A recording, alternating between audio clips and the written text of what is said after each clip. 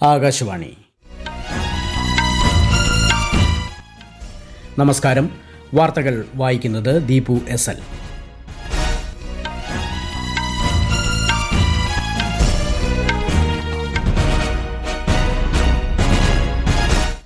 പ്രധാന വാർത്തകൾ. കേരളത്തിൽ നിയമസഭാ തെരഞ്ഞെടുപ്പിന്റെ വിധിയെഴുത്തിന് ഇനി മണിക്കൂറുകൾ മാത്രം. വോട്ടെടുപ്പിനുള്ള എല്ലാ ഒരുക്കങ്ങളും പൂർത്തിയായി. പോളിംഗ് നാളെ രാവിലെ 7 മുതൽ വൈകിട്ട് 6 വരെ. തെരഞ്ഞെടുപ്പ് പ്രചാരണ സമയത്തിന് ശേഷവും ഓൺലൈൻ വഴി പരസ്യങ്ങൾ നൽകുന്നവർക്കെതിരെ നിയമ നടപടി സ്വീകരിക്കുമെന്ന് മുഖ്യ തെരഞ്ഞെടുപ്പ് officer Rathan U Kelkar. Repo നിരക്കുകളിൽ മാറ്റം വരുത്താതെ ദ്വൈമാസ ധനനയം പ്രഖ്യാപിച്ച് റിസർവ് ബാങ്ക്. GDP നിരക്ക് 6.9% വിലയിരുത്തൽ. അമേരിക്ക ഇറാൻ വെടിനിർത്തൽ പ്രഖ്യാപനത്തെ സ്വാഗതം ചെയ്ത് ഇന്ത്യ. പ്രഖ്യാപനത്തിന് പിന്നാലെ ആഗോള വിപണിയിൽ എണ്ണവില ഇടിഞ്ഞു. വിദേശകാര്യമന്ത്രി എസ് ജയശങ്കറിന്റെ മൗറീഷ്യസ് UAE സന്ദർശനത്തിന് നാളെ തുടക്കം. വാർത്തകൾ വിശദമായി. കേരളത്തിൽ നിയമസഭാ തെരഞ്ഞെടുപ്പിനുള്ള ഒരുക്കങ്ങൾ പൂർത്തിയായി. നാളെ രാവിലെ 7 മണിക്ക് ആരംഭിക്കുന്ന വോട്ടെടുപ്പ് വൈകിട്ട് 6 മണി വരെ നീളും. വിശദാംശങ്ങളിലേക്ക്. 16ാം നിയമസഭയിലേക്ക് നടക്കുന്ന തിരഞ്ഞെടുപ്പിൽ ഇത്തവണ 140 മണ്ഡലങ്ങളിലായി 883 സ്ഥാനാർത്ഥികളാണ് ജനവിധി തേടുന്നത്. 2.71 കോടി വോട്ടർമാരാണ് സംസ്ഥാനത്തുള്ളത്. 2040 പ്രശ്നബാധിത ബൂത്തുകൾ ഉൾപ്പെടെ 30,495 പോളിംഗ് ബൂത്തുകളാണ് സജ്ജമാകുന്നത്. പോളിംഗ് ഉദ്യോഗസ്ഥർ വിതരണ കേന്ദ്രങ്ങളിലെത്തി വോട്ടിംഗ് യന്ത്രങ്ങളും വിവിപാറ്റ് മെഷീനുകളും അനുബന്ധ സാമഗ്രികളും ഏറ്റുവാങ്ങി. പൂർണ്ണമായും ഹരിതചട്ടം പാലിച്ചായിരിക്കും വോട്ടെടുപ്പ്. കേന്ദ്രസേനയുടെ 160 സംഘങ്ങൾക്കു പുറമെ 76,000 പോലീസ് ഉദ്യോഗസ്ഥരെ സുരക്ഷാ ക്രമീകരണങ്ങൾക്കായി വിന്യസിച്ചിട്ടുണ്ട്. വോട്ടെടുപ്പ് പൂർത്തിയാകും വരെ സംസ്ഥാനത്ത് മദ്യനിരോധനം ഏർപ്പെടുത്തിയിട്ടുണ്ട്.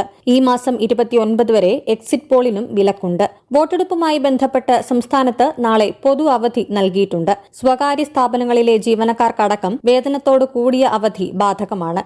News desk, Akashvani.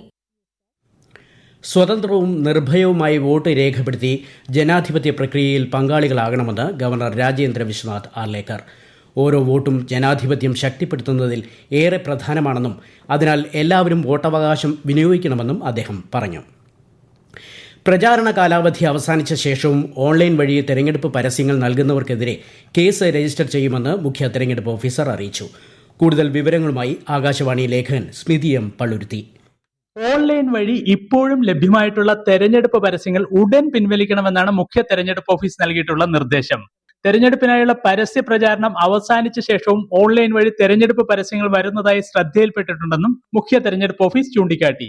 പ്രചാരണത്തിന് ശേഷമുള്ള നിശബ്ദ കാലയളവിൽ ഇത്തരം പരസ്യങ്ങൾ അനുവദനീയമല്ല. ഇത് സംബന്ധിച്ച നിർദ്ദേശങ്ങൾ ലംഘിക്കുന്നവർക്കെതിരെ കേസ് രജിസ്റ്റർ ചെയ്യുമെന്നും അധികൃതർ വ്യക്തമാക്കിയിട്ടുണ്ട്. ജനപ്രാതിനിധ്യ നിയമത്തിന്റെ 126(1)(b) വകുപ്പ് അനുസരിച്ചാണ് ഈ നിയന്ത്രണങ്ങൾ. നിശബ്ദ കാലയളവിൽ രാഷ്ട്രീയപരമായ ബൾക്ക് SMS, വോയിസ് മെസ്സേജുകൾ എന്നിവ അയക്കുന്നതിനും പൂർണ്ണ നിരോധനമുണ്ട്. പോളിംഗ് ബൂത്തിനുള്ളിൽ മൊബൈൽ ഫോൺ അനുവദിക്കില്ലെന്ന് തെരഞ്ഞെടുപ്പ് കമ്മീഷൻ. വോട്ടെടുപ്പിന്റെ രഹസ്യ സ്വഭാവം സൂക്ഷിക്കുന്നതും സുരക്ഷാ സംവിധാനങ്ങളും കണക്കിലെടുത്താണ് നടപടി. മൊബൈൽ ഫോൺ സൂക്ഷിക്കുന്നതിനായി ബൂത്തുകളിൽ ഹരിത മൊബൈൽ പൗച്ചുകളും ഏർപ്പെടുത്തും. വോട്ടെടുപ്പിന് പോളിംഗ് ഏജന്റുമാരുടെ ഇരിപ്പിട ക്രമീകരണം സംബന്ധിച്ച് പുതിയ മാർഗനിർദ്ദേശങ്ങൾ പുറത്തിറക്കിയിട്ടില്ലെന്ന് കേന്ദ്ര തെരഞ്ഞെടുപ്പ് കമ്മീഷൻ. വിവിധ രാഷ്ട്രീയ പാർട്ടികളുടെ പ്രതിനിധികളെ പോളിംഗ് ബൂത്തുകളിൽ ഇരിക്കാൻ അനുവദിക്കില്ലെന്ന് അവകാശപ്പെടുന്ന ചില വാർത്തകൾ പ്രചരിച്ചതിനെ തുടർന്നാണ് വിശദീകരണം. പോളിംഗ് ഏജന്റുമാരെ സംബന്ധിച്ച നിലവിലുള്ള എല്ലാ മാർഗനിർദ്ദേശങ്ങളും മാറ്റമില്ലാതെ തുടരുമെന്നും കമ്മീഷൻ അറിയിച്ചു. നിയമസഭാ തെരഞ്ഞെടുപ്പുമായി ബന്ധപ്പെട്ട് പാലക്കാട് മണ്ഡലത്തിൽ വോട്ടർമാർക്ക് പണം വിതരണം ചെയ്തെന്ന പരാതിയിൽ ഫ്ലൈയിംഗ് സ്ക്വാഡ് അന്വേഷണം നടത്തി. ജില്ലാ കളക്ടർ റിപ്പോർട്ട് സമർപ്പിച്ചതായി മുഖ്യ തെരഞ്ഞെടുപ്പ് ഓഫീസർ. ജനപ്രാതിനിധ്യ നിയമത്തിന്റെയും പെരുമാറ്റച്ചട്ടത്തിന്റെയും ലംഘനം നടന്നിട്ടുണ്ടോ എന്ന് പരിശോധിച്ച് നടപടി സ്വീകരിക്കുമെന്നും അദ്ദേഹം അറിയിച്ചു. അതേസമയം നിശബ്ദ പ്രചാരണ സമയത്ത് മാധ്യമങ്ങളിലൂടെ സംസാരിച്ചതിന് അടൂരിലെ UDF സ്ഥാനാർത്ഥി CV ശാന്തകുമാറിനും LDF സ്ഥാനാർത്ഥി പ്രിജി കണ്ണനുമെതിരെ കേസെടുക്കാൻ പത്തനംതിട്ട ജില്ലാ കളക്ടർ നിർദ്ദേശം നൽകി. കേരളത്തിന് പുറമെ നാളെ വോട്ടെടുപ്പ് നടക്കുന്ന പുതുച്ചേരിയിലും അസമിലും ഒരുക്കങ്ങൾ പുരോഗമിക്കുകയാണ്. അസമിലെ 126 മണ്ഡലങ്ങളിലേക്കും പുതുച്ചേരിയിലെ 30 മണ്ഡലങ്ങളിലേക്കുമാണ് തെരഞ്ഞെടുപ്പ് നടക്കുന്നത്. കേരളമടക്കം 4 സംസ്ഥാനങ്ങളിലും പുതുച്ചേരിയിലും വോട്ടെണ്ണൽ മെയ് 4-നാണ്.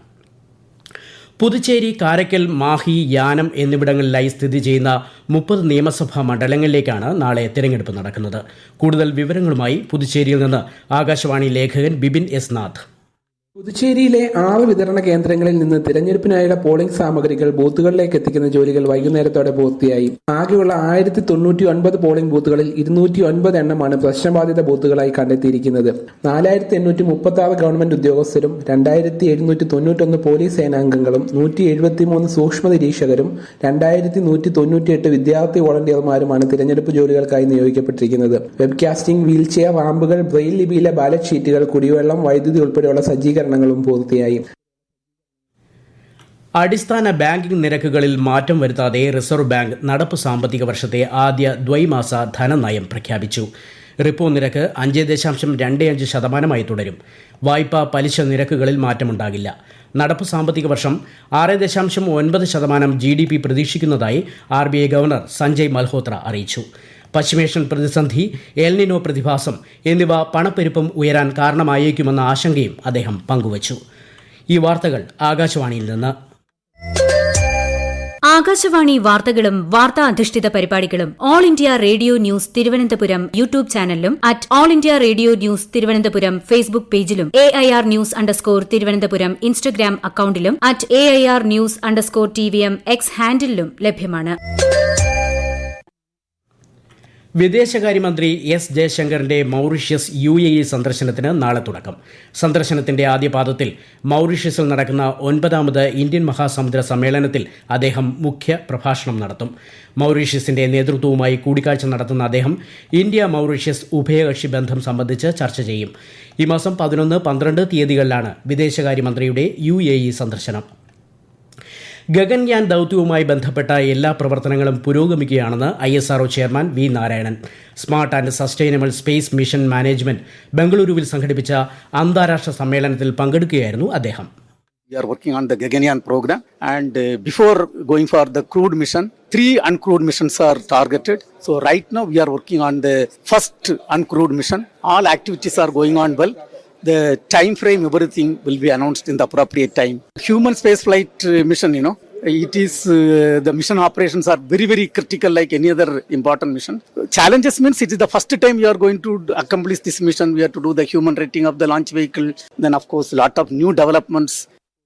അമേരിക്കയും ഇറാനും തമ്മിലുള്ള 2 ആഴ്ചത്തെ വെടിനിർത്തൽ പ്രഖ്യാപനം സ്വാഗതം ചെയ്ത് ഇന്ത്യ. ഈ വെടിനിർത്തൽ പശ്ചിമേഷ്യയിൽ ശാശ്വത സമാധാനത്തിനും ഹോർമുസ് കടലിടുക്കിലൂടെയുള്ള തടസ്സമില്ലാത്ത കപ്പൽ ഗതാഗതത്തിനും സുഗമമായ ആഗോള വാണിജ്യത്തിനും വഴിയൊരുക്കുമെന്ന് വിദേശകാര്യ മന്ത്രാലയം പ്രത്യാശ പ്രകടിപ്പിച്ചു. വെടിനിർത്തൽ പ്രഖ്യാപനത്തെ ഇന്തോനേഷ്യയും സ്വാഗതം ചെയ്തു. വെടിനിർത്തൽ പ്രഖ്യാപനത്തിന് പിന്നാലെ ആഗോള എണ്ണവില കുത്തനെ ഇടിഞ്ഞു. ബ്രെന്റ് ക്രൂഡ് വില 15.1% ഇടിഞ്ഞ് ബാരലിന് $92.79 രാജ്യത്തെ ഓഹരി വിപണികൾ നേട്ടത്തിൽ വ്യാപാരം അവസാനിപ്പിച്ചു. സെൻസെക്സ് 2946 പോയിന്റ് ഉയർന്ന് 77,563 നിഫ്റ്റി 874 പോയിന്റ് ഉയർന്ന് 23,997 വ്യാപാരം അവസാനിപ്പിച്ചു. സ്വർണ്ണവില പവന് 2,920 രൂപ വർദ്ധിച്ച് 1,12,700 രൂപയും ഗ്രാമിന് 14,100 രൂപയുമായി. ഇറാനിലെ സാഹചര്യം കണക്കിലെടുത്ത് നിലവിൽ ഇറാനിലുള്ള ഇന്ത്യൻ പൗരന്മാർ താമസിയാതെ ഇറാൻ വിടണമെന്ന് ഇന്ത്യൻ എംബസി നിർദ്ദേശിക്കുന്ന വഴികളിലൂടെ ഇറാനിൽ നിന്ന് പുറത്തു കടക്കാനാണ് എംബസിയുടെ ഉപദേശം. എംബസിയുടെ അനുമതിയില്ലാതെ ഒരു അന്താരാഷ്ട്ര കര അതിർത്തിയിലേക്കും പോകരുതെന്നും നിർദ്ദേശത്തിൽ പറയുന്നു. പ്രധാന വാർത്തകൾ വീണ്ടും. കേരളത്തിൽ നിയമസഭാ തെരഞ്ഞെടുപ്പിന്റെ വിധിയെഴുത്തിന് ഇനി മണിക്കൂറുകൾ മാത്രം. വോട്ടെടുപ്പിനുള്ള എല്ലാ ഒരുക്കങ്ങളും പൂർത്തിയായി. പോളിംഗ് നാളെ രാവിലെ 7 മുതൽ വൈകിട്ട് 6 വരെ. തെരഞ്ഞെടുപ്പ് പ്രചാരണ സമയത്തിന് ശേഷവും ഓൺലൈൻ വഴി പരസ്യങ്ങൾ നൽകുന്നവർക്കെതിരെ നിയമ നടപടി സ്വീകരിക്കുമെന്ന് മുഖ്യ തെരഞ്ഞെടുപ്പ് officer Rathan U Kelkar. Repo നിരക്കുകളിൽ മാറ്റം വരുത്താതെ ദ്വൈമാസ ധനനയം പ്രഖ്യാപിച്ച് റിസർവ് ബാങ്ക്. GDP നിരക്ക് 6.9% വിലയിരുത്തൽ. അമേരിക്ക ഇറാൻ വെടിനിർത്തൽ പ്രഖ്യാപനത്തെ സ്വാഗതം ചെയ്ത് ഇന്ത്യ. പ്രഖ്യാപനത്തിന് പിന്നാലെ ആഗോള വിപണിയിൽ എണ്ണവില ഇടിഞ്ഞു. വിദേശകാര്യമന്ത്രി എസ് ജയശങ്കറിന്റെ മൌറീഷ്യസ് UAE സന്ദർശനത്തിന് നാളെ തുടക്കം. വാർത്തകൾ കഴിഞ്ഞു. അടുത്ത വാർത്താ പ്രക്ഷേപണം 8:35.